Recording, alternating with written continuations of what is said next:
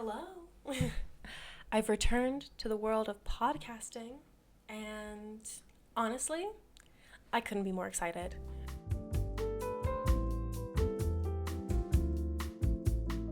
I've wanted to have a podcast for ever. like, I think since I was 14 years old, I've wanted to have a podcast. And in April or May, I started it up, and then it just fell off, and nothing really happened from it.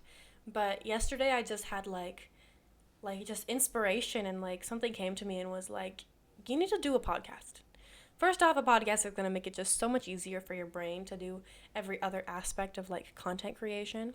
But I have things I want to say, and I was looking at my human design, and I realized and I learned that talking about my personal experience to those who choose to listen and choose to hear can actually be super helpful for some people. And so I'm here. This is Gap Year Diaries because I'm on gap year number 2.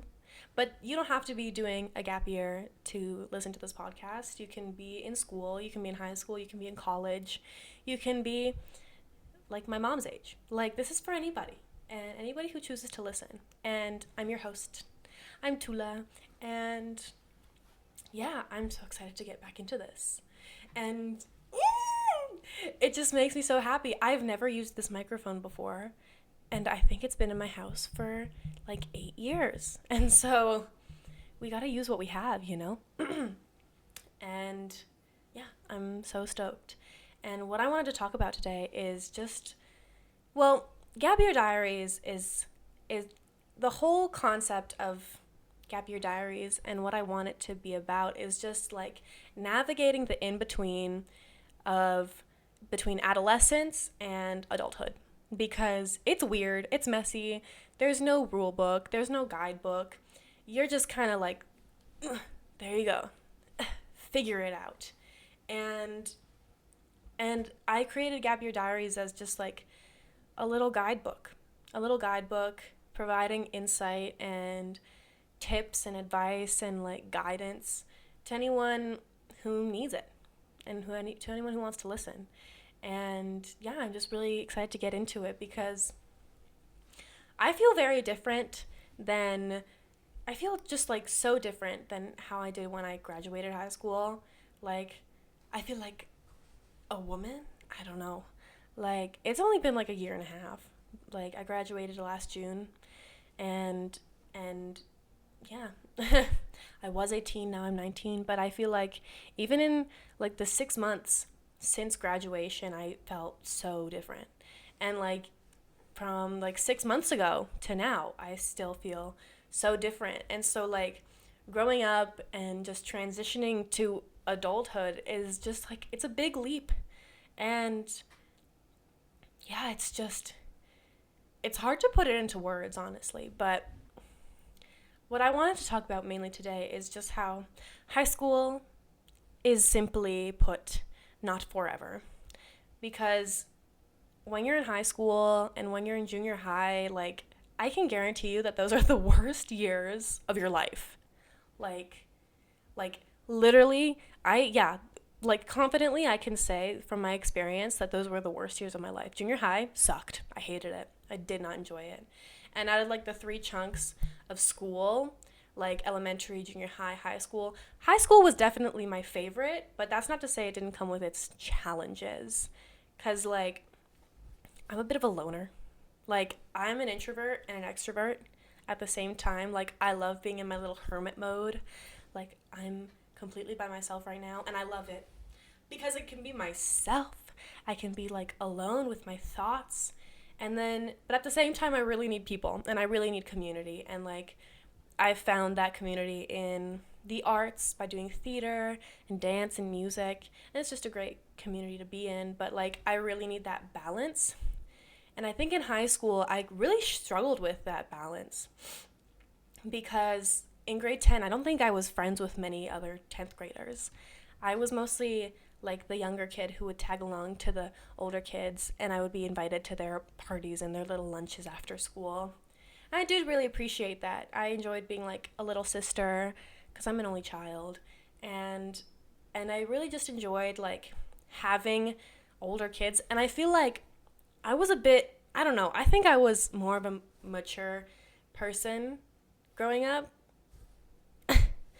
I don't know how mature I can say I am, but I had a very particular upbringing. Like I was raised by my single mom.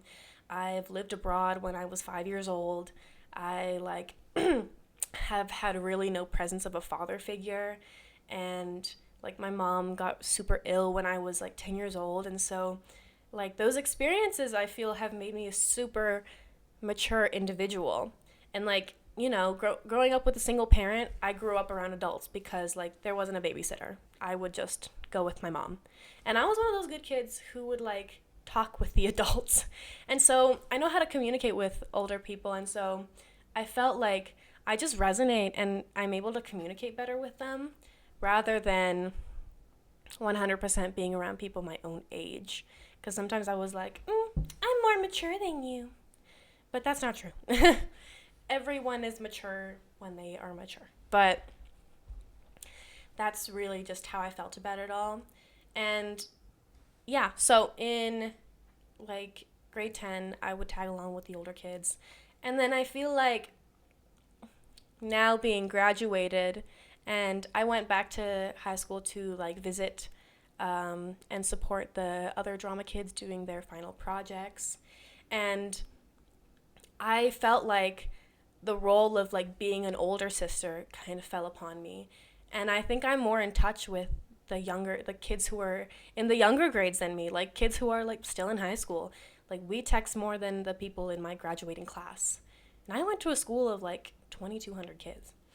But all that to say is that like high school is not forever, and I'm actually so glad it is. But it also is like really bittersweet. And I remember in grade 10 or like at the end of grade 9, like just as we were about to go into high school, I remember saying like, oh well, if anything bad happens and if any friendships fall out, it's okay because I don't have to ever see them again after we graduate. And in a sense, I think that kind of bit me in the butt because like in a sense it bit me in the butt because the people I was like close friends with and I went to like parties and events with and like the year prior just didn't really want anything to do with me at the end of the year. Like at the end of the high school experience, like we were close and then we just weren't close anymore. And by the end of like grade 12, I was just in a small group of friends. And like even now, a year later, I've seen like one of those people who was in like my graduating party. And like I've seen, I think 10, like less than like 15 people from my graduating party. Like I saw them at like some parties and like the big like at Stampede and things like that. But yeah, it's kind of strange. It's weird, honestly. And yeah, I really resonate with this vibe of like high school is not forever, because I think the path I chose to go on after high school, which was traveling, I met so many other people, like people from literally all over the world, people from South America, people from Europe, people from Australia, people from Asia, and like sometimes they were like 16 years older than me and we were vibing. Some people were like double my age and we were so close and like great buddies. And I think that going to college is kind of just another continuation of high school, except you're getting graded a little harsher. You get a lot more say in what you want to study, of course, because you have your major of your choice. Maybe you play a sport, maybe you play a sport, maybe you're going to an Ivy League. Like, things are obviously different, but at the same time, it feels like a continuation of high school because you're still in like the same age group as a lot of people, and there's still a lot of tests, there's still sports. Like it's still school. It is still school. And while I think you should always dedicate your life to like learning and education. I think there's so many different ways you can do that, because you're not always going to learn what you want to do, and you're not going to learn how to live your life in a classroom. You're going to learn through experience, and you're going to learn by meeting other people. I think me knowing people from so many different age ranges, like, I think my closest friend who's younger than me, I think she's 17. She's 17, but I think I've gotten really close with people who are like 39. Like, and I think knowing different ages, like people from different ages and from different cultures, you get to learn so much, and you get to learn so much from experience. And honestly, I don't think you get that same experience and learning by being in a classroom all the time. And there are some topics, like some things that I've like observed that kind of make me glad that I'm on the current path I am now. I've met some people, and I've heard experiences of other people and like some friends, like parents, who just dedicate their lives to studying. And I think there's a big difference between learning and studying, because there's people who will graduate university and then they go into grad school, and then they go and pursue their master's immediately after. And then once they achieve their master's, they go on to pursue a doctorate. And that can be like a decade of learning and studying and being in school. It can be over a decade. Like, my mom got her master's when I was a kid, and it took her 5 years. And she never ended up using that master's degree, really. Like, it didn't really further her career in any way. Like, she was still a teacher, and not much happened. In fact, she got ill. So I think there comes a time when you need to put down the book, put down the textbook, and stop studying and start experiencing. And both things can be awesome, and they both can, you learn extensively through both experiences. Like, you can learn about, nanochemistry and microbiology by studying, but you can like learn how to live and learn how to talk to people and learn how to truly figure out what you want out of life just by experiencing it. Because when you go directly into university or just post-secondary, immediately after finishing high school, I feel like there's very little wiggle room, and you don't really get much opportunity to learn like what it is you're passionate about and what it is you actually want out of this life when you just continue studying. And a lot of people have a concern of like, oh, but I want a job. Like, I want a job that keeps me like stable and secure, and I want it to be in a good industry. And to that, I'm like, of course, I totally get that. I totally understand. Like, where I'm from, there's a massive oil and gas industry. It's the biggest industry in the province. And so a lot of people, a lot of colleagues and classmates that I know go to school for engineering. Like, of course, like it makes sense. But I'm such an advocate for a gap year, because you need that time. Like, you need your last 2 years of teenagehood to be like, just to experience and to live, because that's the only way you're going to learn like what you want out of life. And so like, I'm on year 2 of my gap year, and I'm learning even more and more and more and more like what it is I want and how I want to live my life. And I don't think I would be doing that. I don't think I would know that if I directly went into university afterwards, because I knew for sure, I do know for sure, because there's probably going to be a time where I do go to university and want to expand my education in a certain topic, probably in music. Like, I know that I want to study music at some point in my life, but I know that's going to be after. I know for sure. And I think if I went directly into that path, like right after high school, I think I would feel stuck, and I would feel trapped, and I wouldn't know, like, I would feel like I'm wasting my time and I'm wasting my money, because I feel like I would be like betraying myself, not letting myself experience what I want, what I need to experience, honestly, because we need to experience being by ourselves, being alone, like without our parents, without our besties from high school. We need to experience like scary stuff, cuz you won't know how to experience that and how to handle yourself without experiencing it.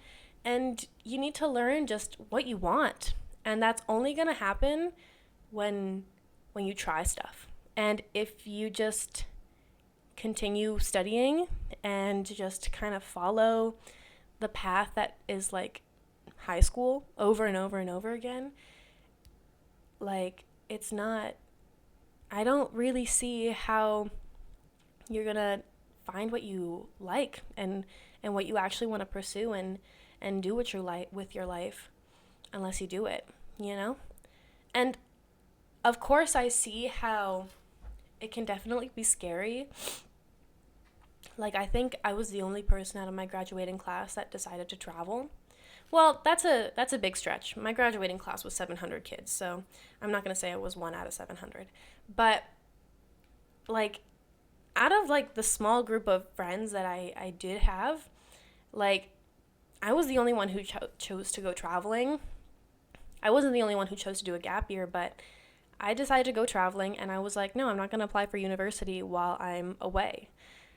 Only now am I starting to look at schools, and even then, I'm like, well, I don't think I would apply until like the 2026, 2027 year.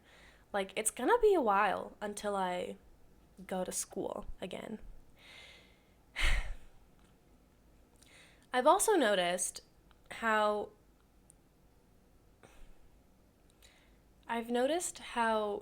well, I live in a big country. I'm from Canada. This is the second biggest country in the world. But a lot of people I know go to the same colleges. Like, there's a lot of people I know in Nova Scotia, a lot of people I know in Vancouver, a lot of people I know are in Ontario. And so, like, these people who have been friends since childhood and since high school, like, they're still going to college together. And I feel like you need that time to be alone. You need that time to be by yourself and just figure out what you want. Because in my experience, like, I went to, like, my first grade year was spent in South America. And then we came home to Canada, and then I did 6 years of elementary school at the same school, so I knew a ton of people. And then when the time came to go to junior high, I decided to go to a different school than most of my classmates because I wanted to meet new people and I wanted to learn new things. And I did that. And then when I went to high school, well, I ended up going to, I think, one of the biggest high schools in the city. But I decided to, like, but I knew that, like, going to one of the biggest high schools in the city it's like, you're going to meet a ton of new people anyway, because you start off at a school that's like 500 kids, and then that amount of students like quadruples because I went to a school with 2,000 kids. And so your world just opens, and I'm really dedicated to expanding my world and meeting people from around the world. One of my closest friends, who is like the girl who was my first friend when I arrived in Mexico, like, she's from Mexico and now she lives in Germany.